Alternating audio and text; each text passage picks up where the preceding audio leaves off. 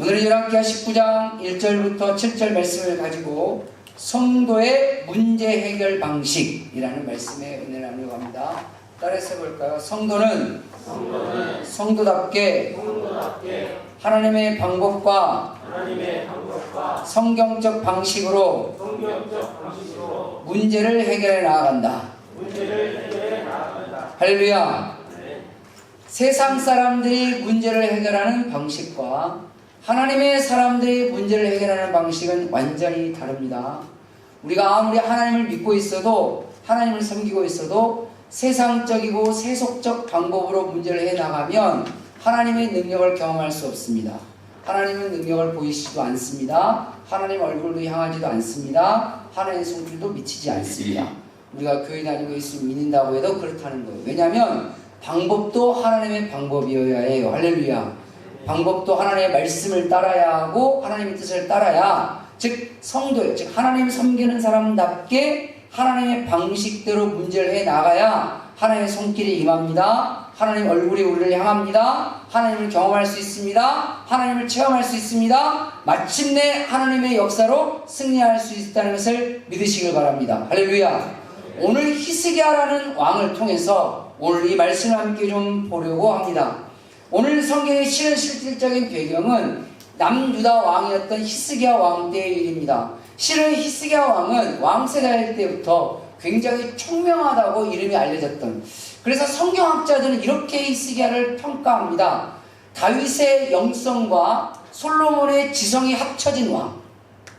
물론 그만큼은 아니지만 이렇게 전제를 달았어요. 이게 뭐냐면 다윗의 영성만큼은 아니지만 다윗의 영성 거의 근접, 솔로몬의 지성까지는 아니지만 솔로몬의 지성이 거의 근접됐지만 둘이 하나로 합쳐진, 그러니 다윗보다는 좀 더 낫고 솔로몬보다는 조금 나을 수 있겠죠. 왜냐하면 다윗은 우리가 알다시피 영성은 탁월했지만 지성이 그렇게까지는 아니었어요. 그래서 그런 건지 그는 주변 사람들이 많이 물었어요. 많이 묻고 많이 듣고 하나님께 나아가서 하나님 나 좀 도와주세요. 저는 미련하고 아둥하고 멍청합니다. 저는 맨날 그랬어요. 근데 이게 본인을 자기 인식, 자기 객관화가 참 잘 됐던 사람이었어요. 그러니까 하나님을 더 의지하고 하나님을 더 붙들고 주변 사람들과 함께 하려고 엄청 애를 썼단 말이에요. 그래서 그런지 하나님이 다윗 주변에 좋은 사람들을 참 많이 붙여줬어요. 지혜로운 사람도 붙여줬어요. 충성심이 강한 사람도 붙여줬어요. 군사적으로 힘을 쓸 수 있는 용장, 맹장, 덕장 다 붙여줬어요. 그래서 다윗 앞에 보면 성경에 보니까 34명의 용사들이 나올 정도였어요. 성경에 그렇게 기록된 왕은 단 한 명도 없습니다. 다윗 외에는 없어요. 하나님이 그렇게 했어요. 그런데 어쨌든 본인이 그렇게 지성이 출중하지는 않았어요. 그걸 영성으로 커버한 사람, 이게 다윗이었습니다. 솔로몬은 우리가 알다시피 알죠? 지혜의 왕, 지식의 왕, 두말 나위가 없죠. 솔로몬의 그 지혜와 지식을 듣기 위해서 다른 나라의 왕들이 와서 방문할 정도로 그의 지혜의 말을 듣고 그의 지식을 배우려고, 왜 좋은 세미나 있으면, 좋은 특강 있으면 여수에서 가끔 이렇게 현수막이 붙잖아요. 시민 교양 특강 이런 거 하잖아요. 그거 배우려고 가잖아요. 들으려고, 좋은 말 듣고 인생의 때로는 개발이 될 수도 있겠다라는 생각이 들고 내 삶에 도움이 될 수 있겠다 생각해서 가서 배우고 들으려고 가는 거 아니겠어요? 다른 나라의 왕들이 솔로몬에게 그 얘기를 듣고 싶은 거예요. 그 지식을 듣고 싶고 그 지혜를 듣고 싶어서 올 정도로 지식과 지성은 출중했습니다. 아주 탁월했어요. 영성은 점점 내리막으로 가다가 바닥으로 갔죠. 근데 중요한 건 영성은 출중했으나 지성이 평범했던 다윗과 지성은 출중했으나 영성이 바닥이었던 솔로몬의 그 삶을 보면 하나님이 역사하는 사람과 하나님이 역사하지 않는 사람의 모습으로 비견되어지게 됩니다. 근데 이 두 가지를 함께 가지고 삶을 살았던 왕이 누구였다? 히스기야. 그래서 성경에 하나님도 다윗 이후에 하나님과 마음이 합한 자가 바로 히스기야라는 평가를 받은 사람이었어요. 그리고 그는 왕세자 시절 때부터 많은 신하들에게도 굉장히 지혜롭고 지성이 높다라고 평가를 받았던 제2의 솔로몬이라는 평가를 받았던 왕이었다고 합니다. 그러니까 개인적인 능력으로도 출중하고 믿음과 신앙도 좋은 그런 왕이 히스기야 왕이었어요. 이게 히스기야가 왕이 되고는 이제 태평성대를 이뤘죠. 왕이 되고 난 다음에 하나님의 역사하시고 본인 능력이 출중했으니까, 그냥 본인 능력이 출중했으나 본인 능력과 실력만으로 모든 나라를 이끌어가지 않았어요. 늘 하나님께 묻고 기도하고 주의 종과 함께하면서 그 나라를 부강하는 꿈을 가지고 있었어요. 그런데 예상치 못한 복병을 만납니다. 당시 아수르라는 대제국이 있었는데 이 아수르 제국이 남아정청을 펴니다. 그럴 거라고 아무도 생각을 못했어요. 그러니까 국제 정세상으로 봐도 아수르가 남아할 일은 별로. 그러니까 뭐 이제 아수르 왕이 뭐 특별한 여러 가지 이유들이 있었습니다만은 어쨌든 그건 아수르 제국의 문제였는데 결국은 아수르 제국이 남아하면서 제일 먼저 맞닥뜨리는 국가가 어디였냐면 바로 북왕국 이스라엘이었습니다. 북왕국 이스라엘이 힘 한번 못 써보고 와그르르 무너집니다. 이걸 히스기야 왕이 보죠. 그 다음 차례는 우리구나 라고 생각한 겁니다. 나름대로 방비를 합니다. 대비를 하죠. 성경에 봐도 그 부분이 나옵니다. 나름대로 방비를 하고 대비를 하지만 너무 컸어요.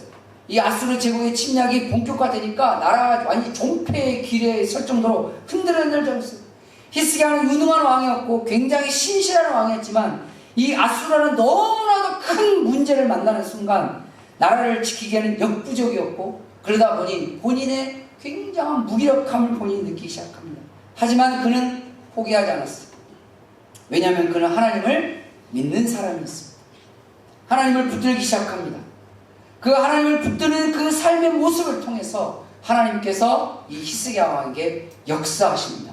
왜냐하면 히스기야 왕은 성도답게 성도의 방식대로 성도의 방법대로 그 문제를 하나하나 찾아가기 시작했고 문제의 해결 방식을 하나하나 이루어갔기 때문에 성경에 보면 마침내 하나님이 역사하셔서 아수르 제국을 몰아내고 나라를 지킬 수 있었다라고 성경은 기록하고 있습니다. 그렇다면 히스기야가 보여주는 아무리 큰 문제를 맞닥뜨린다고 해도 예상치도 못하고 생각지도 못했던 큰 문제를 겪게 돼서 삶의 위기와 삶의 고통과 삶의 어려움을 겪게 되는 그 상황에 달아닥친다 할지라도 하나님의 역사를 통하여 문제가 해결되어지는, 즉 성도로서의 성도답게 문제를 해결하는 방식은 뭘까요? 첫 번째로 사명과 책임에 충실하라는 겁니다.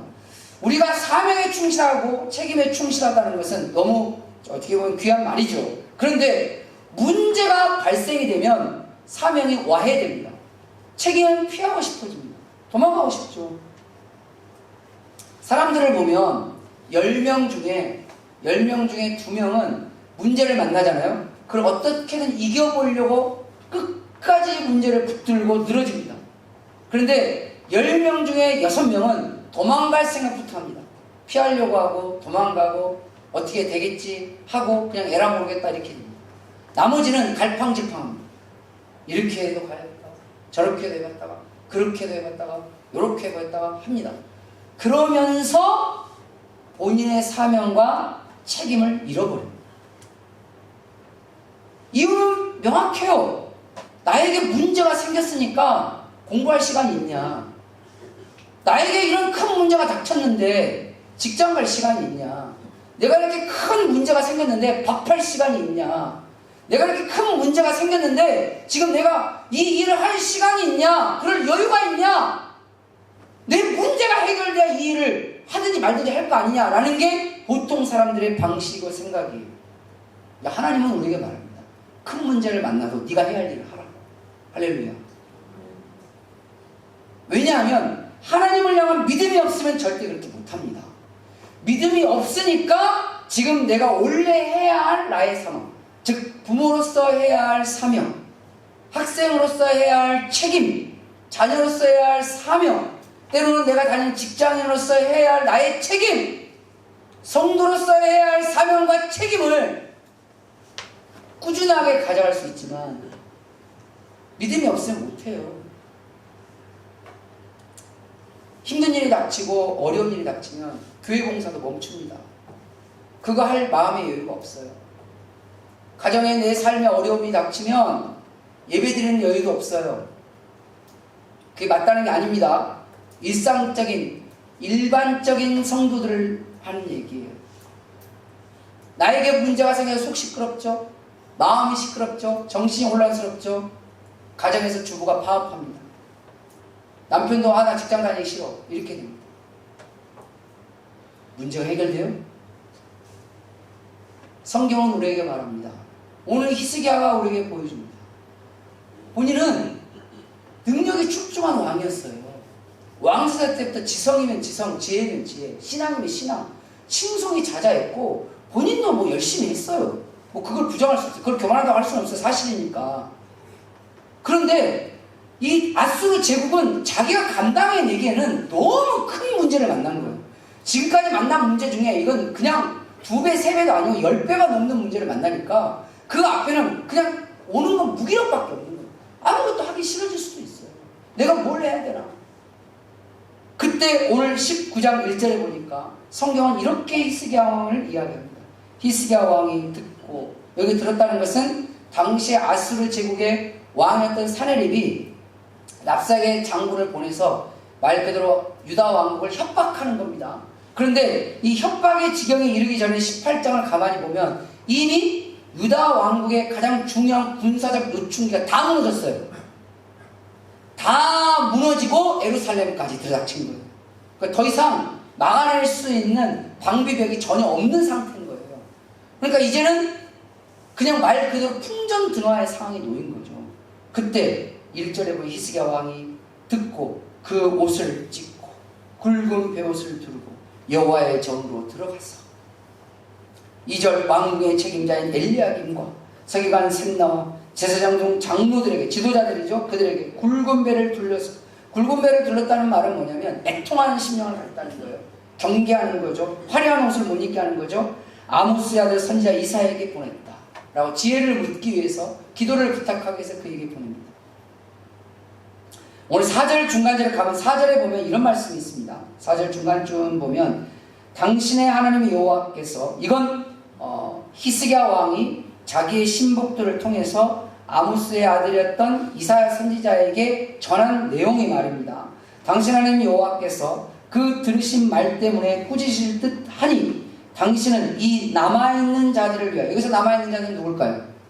이스라엘 백성들을 말하는 겁니다. 위하여 기도하소서 하더이다 하니라. 국가가 먼저인가요? 국민이 먼저인가요? 국가를 위해서 국민이 희생을 해야 되는 건가요? 아니면 국민을 위해서 국가가 희생을 해야 되는 건가요? 국가를 위해서 국민이 존재하는 건가요? 국민을 위해서 국가가 존재하는 건가요? 성경은 국민을 위해서 국가가 존재하는 것이 성경의 원리입니다. 백성을 지키라고 세운 게 왕입니다. 성경에 보면 3가지 부류에게 기름을 붓습니다. 첫 번째는 왕, 두 번째는 제사장, 세 번째는 선지자입니다. 목적은 딱 하나입니다. 백성을 구원하라. 왕은 정치와 군사와 경제를 통해서 백성을 구원합니다. 제사장은 기도와 예배와 말씀을 그들에게 가르치는 걸 통해서 백성을 구원하라. 선지자는 선포된 하나님의 말씀을 전하되 그들을 책망하고 고치는 역할을 통해서 백성을 구원하라. 그래서 기름을 붓습니다. 왕과 제사장과 선지자의 기름 부음을 한꺼번에 받으신 유일한 왕이 있습니다. 누구죠? 예수님. 그래서 예수님을 그리스도라고 부릅니다. 그리스도의 뜻이 뭐죠? 기름 부음 받은 자. 목적은 뭐다? 백성을 구원할 자. 그래서 예수님이 이 땅에 오실 때 하나님이 그 이름을 예수라 하라 그랬어요. 예수의 뜻이 뭐죠? 자기 백성을 구원할 자. 그러면 원로로 돌려봅시다.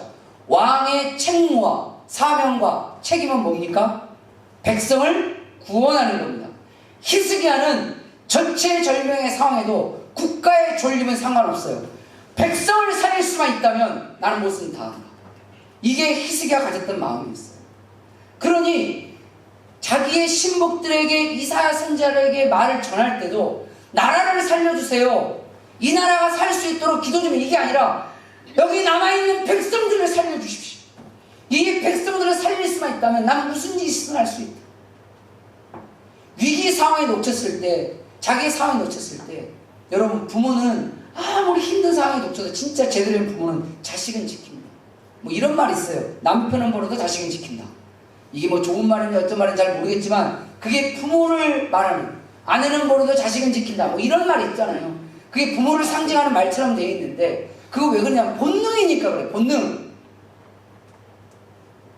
우리가 하나님께 받은 사명은 실은 하나님께서 우리에게 주신 가장 귀한 자리입니다. 하나님이 주신 가장 귀한 자리를 힘들다고 놔요? 어렵다고 놔요? 고난이 닥쳤다고 놔요? 고통이 닥쳤다고 놔요? 그런 자에게 하나님 역사하지 않습니다. 무슨 일이 있어도 내가 해야 될 아무리 문제가 발생했다 하더라도 하나님께서 자신에게 주신 사명과 그 책임이 무엇인지 분명하게 인식하고 열심으로 충실한 사람에게 하나님 역사하십니다. 그게 성도의 문제 해결 방식이에요. 누구는 그럴 수 있어요. 지금 밥할 정신이 있냐고, 지금 기도할 정신이 있냐고, 지금 일하러 갈 정신이 있냐고, 지금 공부하러 갈 정신이요. 지금 집안이 완전 이 지경이 됐는데, 교회가 요 지경이 됐는데, 네 상황이 그 지경이 됐는데 나는 오늘도 그러냐고. 기독교 철학가 중에 유명한 기독교 철학가 스피노자라는 철학가가 있습니다. 이 스피노자 철학가가 남긴 유명한 말이 있습니다. 이걸 아마 여러분 한 번쯤은 들어봤을 거예요. 내일 지구가 멸망해도 오늘 나는 사과나무 한 그루를 심는다.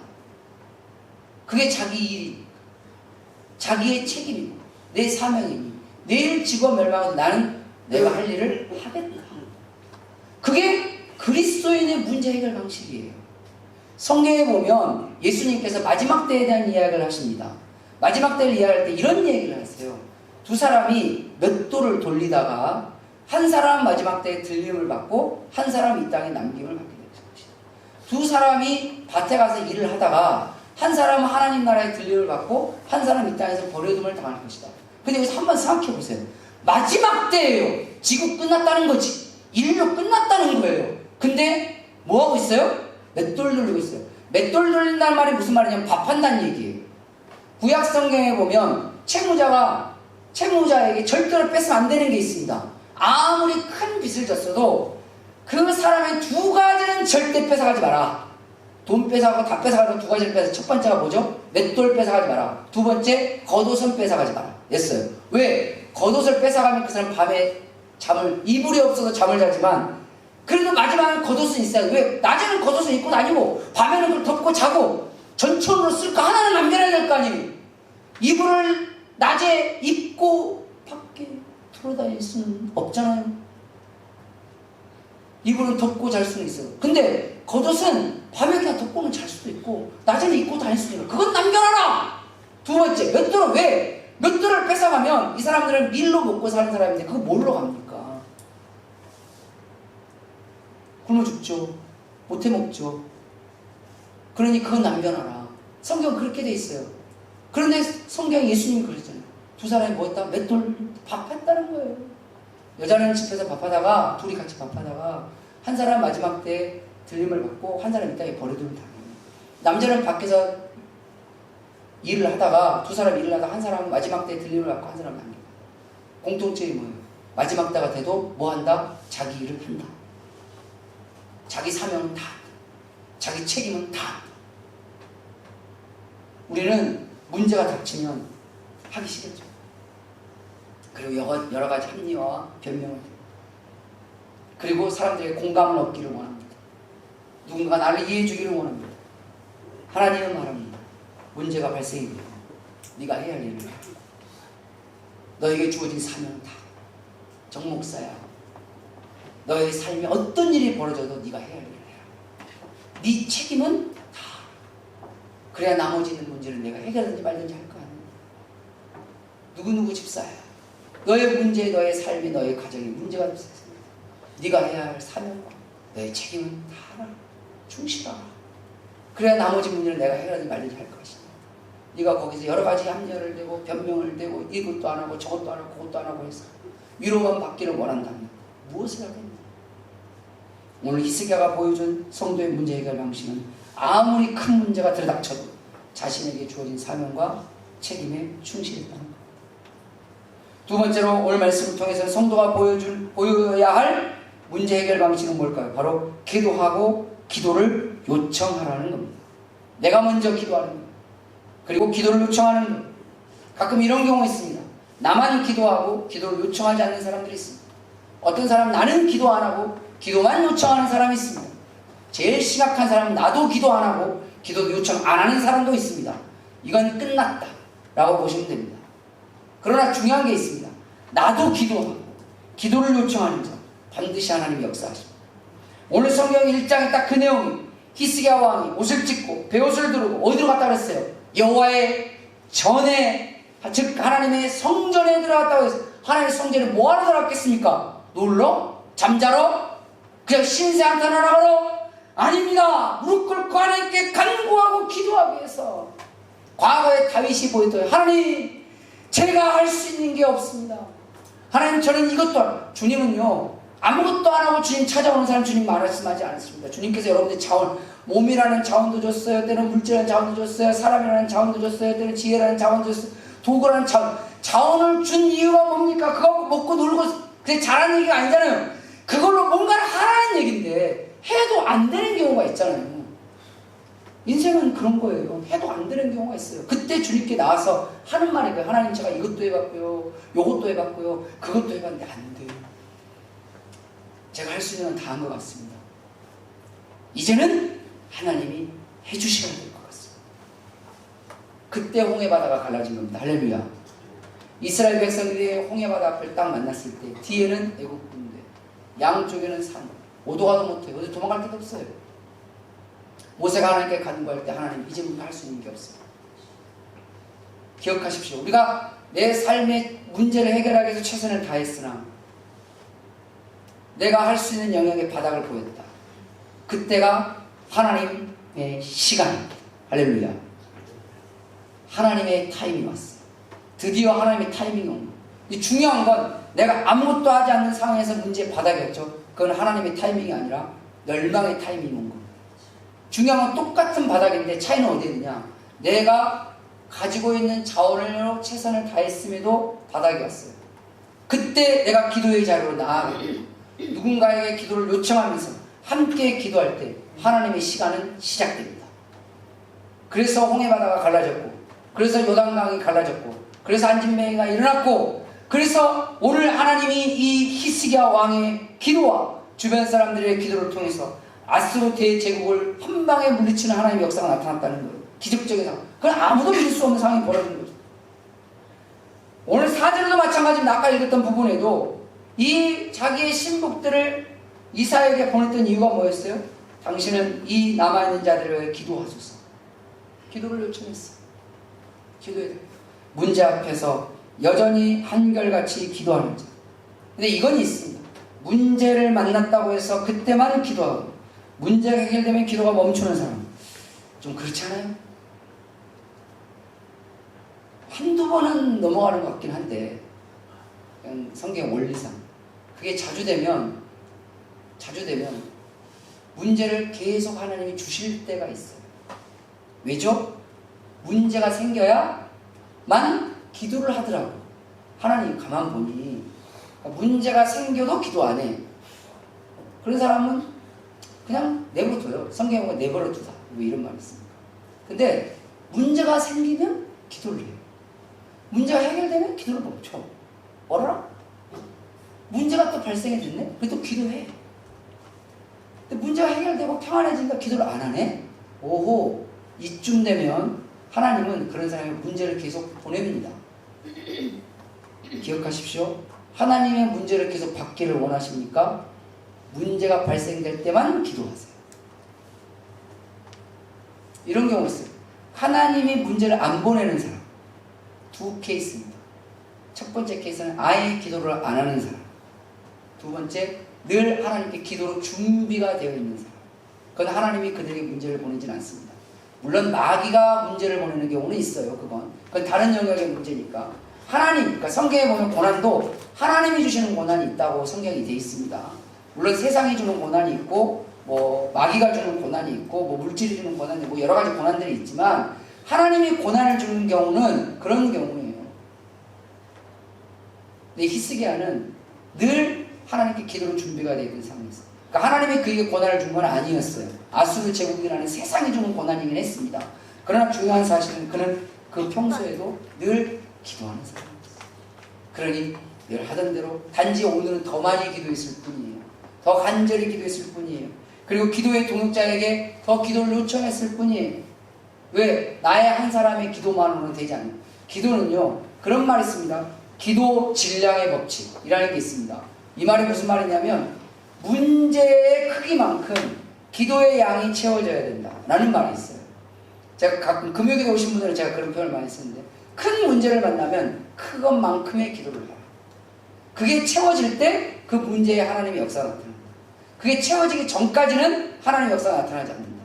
근데 어쩔 때 보면 딱 채워지는 순간 하나님의 역사가 나타나서 완전히 손바닥에 뒤집히듯이 완벽하게 역전시키신 하나님을 경험할 때가 있다. 성경에 보면 요셉이 그런 경우입니다. 다니엘이 그런 경우입니다. 어떻게 지하 감옥에서 왕국의 총리제로 왕에게 손바닥이 확 뒤집혀서 확 바뀔 수 있었을까요? 질량이 채워진 거예요. 중요한 건 그 질량이 채워진 게 나의 힘으로 되지 않을 만큼의 큰 문제가 있어요. 나의 기도로 채우기에는 이 문제가 너무 커. 너무 힘들어. 이건 뭐 답도 없어. 그냥 내가 아무리 이성적으로 생각해도 그냥 끝난 것 같아. 얘는 틀린 것 같아. 아닌 것 같아. 그때 필요한 게 뭐죠? 기도의 동역자죠. 이들이 여러분이 다 채워지 못하는 기도의 질량을 채워줄 거예요. 그러니까 늘 평소에도 기도하는 사람이었던 히스기야조차도 아모스의 아들이었던 선지자 이사야에게 기도 부탁을 합니다. 그 기도 부탁이 과연 그에게만 있었을까요? 성경에 보면 그의 신복들이라는 말이 나옵니다. 이들이 하나님을 섬기는 사람들이었고 함께 기도하는 사람들이었다는 얘기예요. 이 말이 뭡니까? 그 주변에는 기도하는 사람들이 늘 함께 있었다는 얘기예요. 이 말을 다른 말로 해볼까요? 기도하는 사람들과 늘 함께 있고 내가 그를 위해서 늘 기도하고 그들도 나를 위해서 함께 기도하는 기도의 동역자들이 풍부했다는 얘기입니다. 평화로운 시대에. 근데 그때 언제 이 상황이 써먹을 수 있는 거예요? 위기의 상황이 올 때 그들의 힘이 나의 영적인 힘이 되는 거잖아요. 평소에 영적인 관계가 돼 있고 평소에 기도의 관계가 돼 있고 평소에 하나님 말씀 안에서 교제가 되어 있어야 기도 제목도 요청을 하든지 말든지 할 거 아니에요. 평소에 관계가 안 돼 있어요. 기도의 관계가 안 돼 있어요. 말씀의 교제가 안 돼 있어요. 평소에. 그러니 가끔은 그런 경우도 있어요. 기도 부탁 좀 하고는 싶은데 그냥 세상적으로 좀 뻘쭘해. 왜? 평소에 내가 그렇게 못 살았거든. 안 살았어. 어떻게 하죠? 그래서 한결같이 기도하는 삶이 우리에게 굉장히 중요합니다. 그 기도의 동역자들 기도를 요청했을 때 자신의 능력보다 하나님을 전적으로 의지하고 있다는 것을 하나님 앞에 알리고 자기 주변 사람들에 알리고 그걸 통해서 같이 기도하고 그 기도를 통해서 하나님께 나아갈 때 하나님 반드시 그의 문제를 해결해 가시고 오늘 히스기야도 그렇게 해결해 준다는 것을 깨달으시기를 주님의 이름으로 축원합니다. 세 번째로 성도의 문제 해결 방식은 바로 고난과 부족함을 고백하라는 겁니다. 여러분 어렸을 때부터 칭찬받고 큰 사람들이 가장 못하는 게 뭔지 아세요? 나 힘들다라는 말을 잘 못해요. 왜냐하면 이미 사람들의 기대가 굉장히 커요. 사람들이 기대가 크다는 걸 본인이 알아요. 그러니 자기의 실패를 솔직하게 고백하는 게 굉장히 어렵습니다. 늘 실패하고 사는 사람들은 늘 실패하고 살아서 사람들이 다 알아. 그래서 오늘 실패해도 나 실패했다? 나 아프다? 나 힘들다? 나 죽을 것 같아? 하는 게 그렇게 어렵진 않아요. 그런데 늘 성공하고 늘 사람들의 기대를 받고 늘 지혜로 얻고 늘 사람들에게 본이 되었고 존경받던 사람이 갑자기 순식간에 무너지잖아요. 이걸 고백하는 게 쉬운 일인 줄 아세요? 그게 되게 어려운 일입니다. 그게 자존심일 수도 있지만 본인이 지금까지 가져왔던 자기의 모습들이 그런 모습들일 수도 있어요.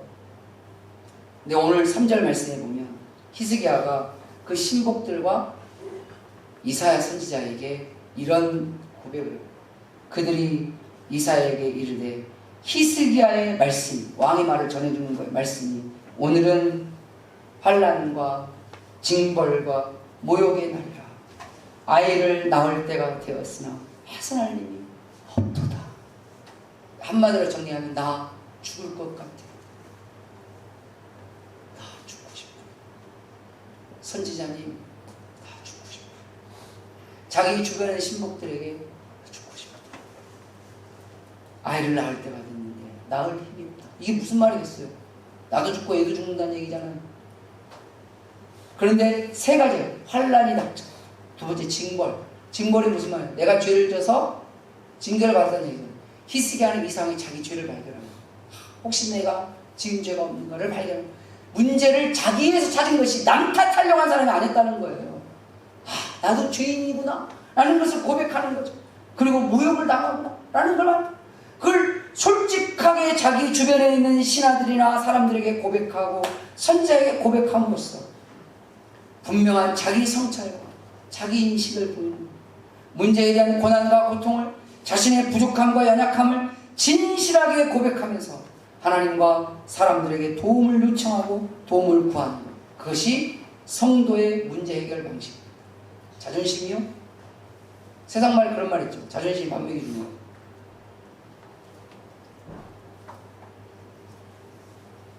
쓸데없는 자존심 피우다가, 쓸데없는 자기중심 가지고 있다가, 쓸데없는 자기 우월주의에 빠져 있다가 망할 때 순식간에 주저앉습니다. 히스기야 왕이 왜 대단한지 아세요? 자기의 약점을 솔직하게 고백할 수 있는 사람이었어요. 자기의 죄를 솔직하게 고백할 수 있는 사람이었어요. 이 사람 정도 되면 아시잖아요. 자기 능력 출중해요. 교회 가서 늘 칭찬받는 사람이에요. 주변 사람 늘 칭찬하고 존경하고 떠받들었던 사람이에요. 이런 말 하는 게 쉬운 줄 아시겠습니까? 그런데도 그는 진실한 사람이었어요. 그 사람은 지난주에 말씀드린 하나님 앞에, 사람들 앞에 고백할 줄 아는 사람이었어요. 왜죠? 나는 완전한 존재가 아니다. 하나님 외에는 나도 연약하다. 나도 부족하다. 너희들이 가끔 그럴 수 있잖아. 사람들이 실망했다고. 목사님 그럴 줄 몰랐어. 그럴 수 있잖아요. 그래서 안수집사님 그럴 줄 몰랐어. 이 말 들을까봐 두려울 수도 있잖아요. 우리 아빠가 그럴 줄 몰랐어. 그럴 수 있잖아요. 그런데 그걸 염려하고 걱정하는 게 무슨 마음인지 아십니까? 아직도 내가 하나님 앞에 죄인이라는 걸 인식하지 못하고 있는 거예요.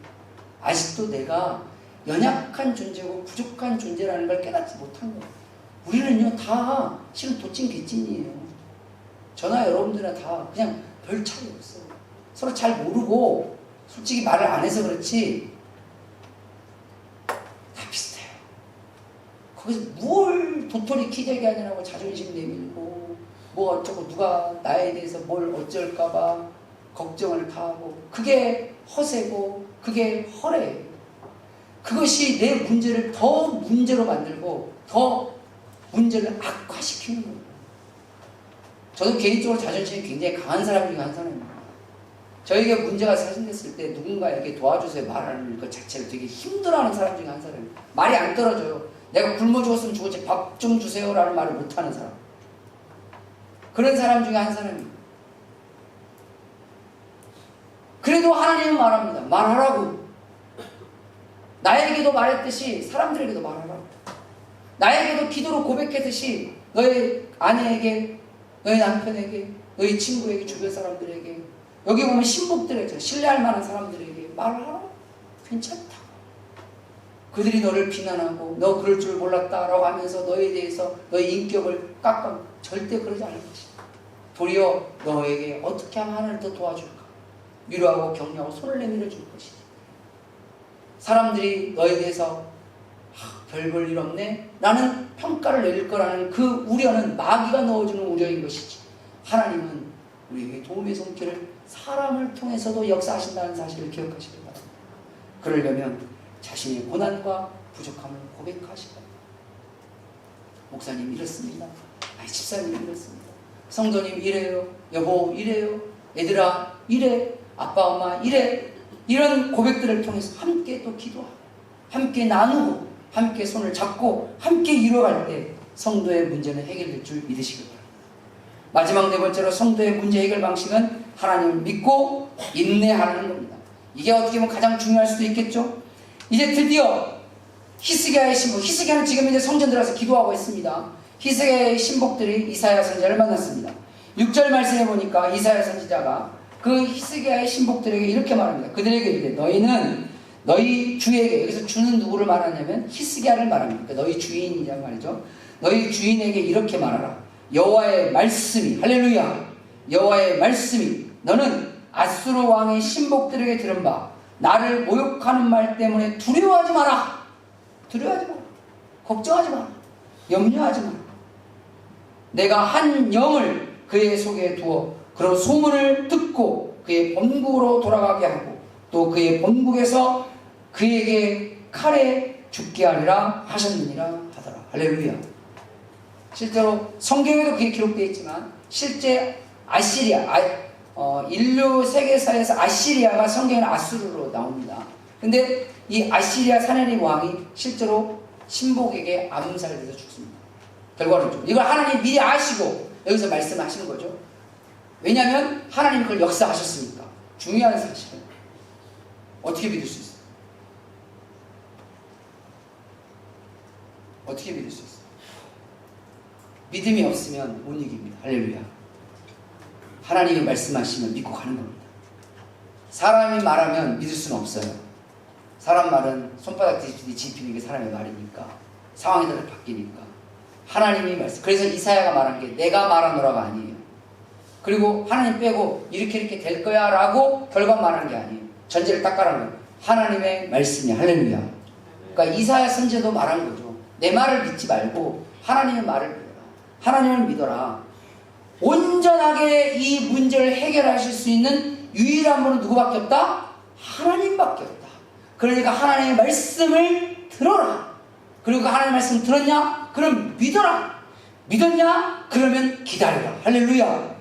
인내가 없으면 믿음이 열매를 맺을 수가 없습니다. 우리의 믿음의 열매는 실은 기다림, 즉 인내를 통해서 열매를 얻는 것이지, 믿음에 인내가 없으면, 소망에 대한 인내가 없으면 이를 그르칠 수밖에 없어요. 여기에 지금 이사야 선지자가 하나님의 말씀을 줄 때와 나중에 이게 사실대로 일어날 때가 대략 간격이 1년 반 정도 시간이 걸립니다. 그동안 믿음이 없으면 어떻게 살겠어요? 근데 그거 아십니까? 히스기야는 이 말을 믿었어요. 베옷을 왕복으로 받고 있습니다. 내가 하나님의 말을 믿는다는 걸 백성들에게 보인 거죠. 된다고. 주님. 지금 문제는 해결된 걸 안 보여요. 우리 눈으로 봤을 때 문제는 해결된 거 아무것도 없어. 없는데 살려달라고 그렇게 했던 히스기야 왕이 갑자기 왕복을 입고 다 하나님이 말씀하니 된다. 그러니 일상으로 돌아가라. 걱정하지 마라. 믿음이 없는 사람들한테 저 미친놈 아니야? 라고 할 수 있지 않을까요? 이게 예수님을 믿는 사람들을 향한 세상 사람들의 평가예요. 예수 믿는 사람은 이상하다. 이 일이 해결된 건 아무것도 없는데 된대. 됐다고 생각하대. 괜찮대. 걱정하지 말래. 지금 이게 걱정할 일이 걱정 안 할 일이야? 믿음이 없는 사람들의 평가와 대처, 믿음이 있는 사람들의 평가와 대처는 완전히 상극입니다. 주님은 오늘 히스기야에게 그 말씀을 주시는 거예요. 문제를 온전히 해결할 분은 하나님밖에 없으니 그 하나님을 찾아 나왔느냐? 그렇다면 내가 너에게 말씀을 준다. 할렐루야. 주님을 찾아 나오는 자, 뭘 찾아야 돼요? 하나님의 약속의 말씀을 찾으셔야 합니다. 그 하나님의 약속의 말씀이 우리에게 임하면, 그리고 그 말씀을 믿고 소망하고 인내하면 반드시 그 문제의 해결의 길로 주님이 역사하시고 인도하실 것입니다. 이게 히스기야만의 역사일까요? 전혀 그렇지 않습니다. 성경에 나오는 수많은 하나님의 사람들이 큰 문제를 만났을 때 그 문제 앞에서 이 성도의 문제 해결 방식으로 그 문제를 해결하는 승리를 얻게 됐다는 거예요. 요셉이 감옥에 떨어졌을 때도 마찬가지였습니다.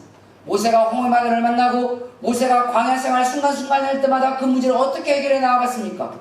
오늘의 말씀이 그대로 이루어졌습니다. 여호수아가 모세 이후에 바톤을 터치하고 이스라엘 민족을 이끌었을 때 그의 삶이 녹록했습니까? 얼마나 힘들었는지 몰라요. 이스라엘 전쟁의 역사 최초의 전사자가 나옵니다.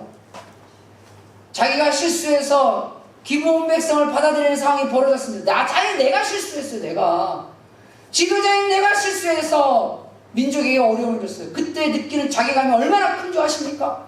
그 문제를 어떻게 해결을 합니까? 그런데 오늘 이 성도의 문제 해결의 방식을 통하여 여호수아도 마지막 때는 하나님이 그의 삶을 인정하십니다.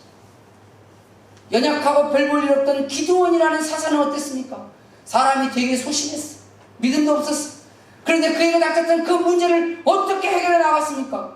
오늘 이 말씀이 그에게도 여전히 나타났어요. 성경 여기저기를 다 뒤져봐도 하나님을 통해서 승리한 사람들의 공통점은 오늘 히스기야가 보여줬던 성도의 문제 해결 방식을 통하여 어떤 큰 문제를 만난다 할지라도 그 문제 앞에서도 여전히 하나님 주신 사명과 책임에 충실했다는 겁니다. 주님 앞에 무릎 꿇고 기도하고 하나님의 사람들에게 기도를 요청했다는 거예요. 그리고 자신의 고난과 자신의 부족함을 진실하고 솔직하게 고백하면서 함께 손을 잡으려 했다는 거예요. 경청하려고 했다는 거예요. 그리고 하나님 앞에 나아가 하나님의 말씀을 드리려고 했고 하나님의 말씀을 들었다면 그 말씀을 믿고 소망하고 끝까지 인내했다는 거예요. 그에게 하나님이 주시는 선물은 승리의 역사였습니다. 능력이 아무리 출중해도 믿음이 아무리 좋은 성도라고 할지라도 우리가 이 세상에 살아가는 동안에는 고통은 찾아옵니다. 문제는 발생이 돼요. 왜죠? 세상은 죄악된 곳이니까, 세상은 불완전한 곳이니까, 세상은 구조적인 악이 있는 곳이니까 성도에게는 당연히 고통이 찾아올 수밖에 없고 고난이 찾아올 수밖에 없어요. 때로는 예상치 못한 일이 터질 수도 있고 때로는 불안했던 일이 실제로 터질 수도 있어요. 문제는 뭡니까? 문제가 안 일어나는 게 중요한 것이 아니라 일어난 문제를 어떻게 해결하느냐가 더 큰 문제가 아닐까요? 오늘 성경은 우리에게 그 비결과 같은 말씀을 우리에게 주시는 겁니다. 세상 사람들은 그 문제 앞에서 다양한 방법들을 찾아갈 때 때로는 무기력증에 빠져서 에라 모르겠다 다 포기해버리는 사람도 있어요. 때로는 갈팡질팡하다 인생을 마무리 지어버리는 사람도 있어요. 하지만 성도는 하나님의 방법으로 믿음의 방식으로 문제를 해나가는 사람들이 성도입니다. 할렐루야. 진짜 성도다운 성도가 오늘 히스기야의 모습처럼 어떤 문제를 만난다 할지라도 하나님을 통해서 해결하는 승리의 역사를 경험하시기를 주님의 이름으로 축원합니다. 기도하겠습니다.